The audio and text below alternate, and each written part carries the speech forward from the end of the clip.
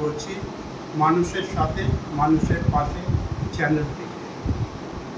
এর আগে আলোচনা করেছিলাম বিজেপির প্রার্থী তালিকা নিয়ে। কয়েক দফায় অবশেষে শেষ দফায় এসে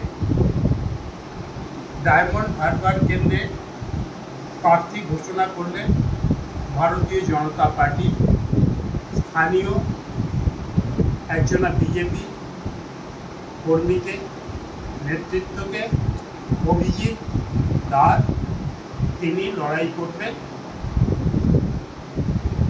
অভিষেক বন্দ্যোপাধ্যায়ের বিরুদ্ধে। ইতিমধ্যেই এই প্রসঙ্গে বিভিন্ন চ্যানেলে, সংবাদপত্রে বিরোধীরা সেটিংয়ের তত্ত্ব নিয়ে আলোচনা শুরু করেছে। সেটিংটা একটা গভীর ব্যাপার। তথ্য প্রমাণ না থাকলে সে সম্পর্কে কথা বলা অনর্থক, কারণ রাজনীতিতে সবই সম্ভব। আমার ধারণা ডায়মন্ড হারবার কেন্দ্রটা বিরোধীদের কাছে অত্যন্ত কঠিন এবং তৃণমূলের এটা একটা শক্ত ঘাঁটি। বিরোধীরা আশা করেছিলেন যে নওশাদ সিদ্দিকী এখান থেকে দাঁড়াবে।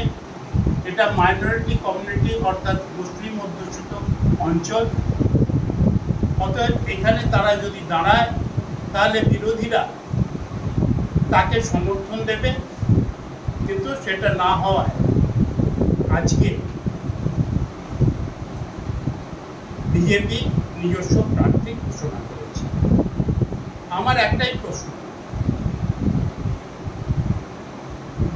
এত জল্পনা প্রবাহে দলকে ভাসাবার কোনো কারণ ছিল কি?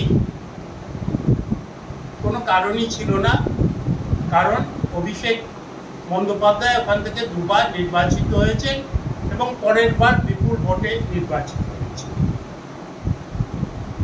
আর এই প্রার্থী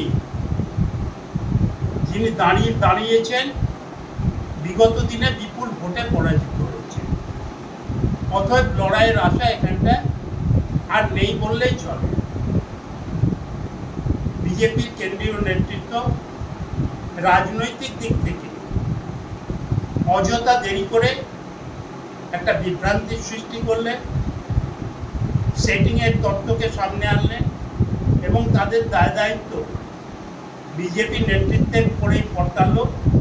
এবং বিজেপি কখনো লিলিয়ে, কখনো খুব শক্ত হাতে পশ্চিমবাংলা ট্যাকেল করতে চান, এটাই প্রমাণিত হল। অর্থাৎ এখান থেকে প্রশাসনিক ইচ্ছার চাইতে বিজেপি নেতৃত্বের কাছে রাজনৈতিক ইচ্ছাটাই বড়, এটা আবার প্রমাণিত। কারণ বহু অভিযোগ বিজেপি নেতৃত্ব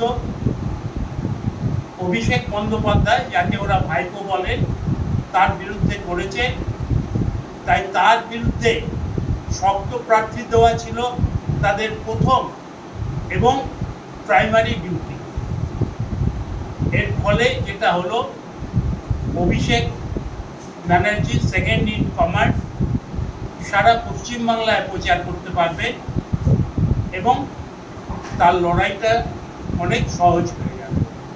ছোট্ট কটায় সেটিংয়ের তত্ত্ব বিরোধীরা এস্টাবলিশ করছেন, সেটাকেও অনেকটা শক্তিশালী করবে।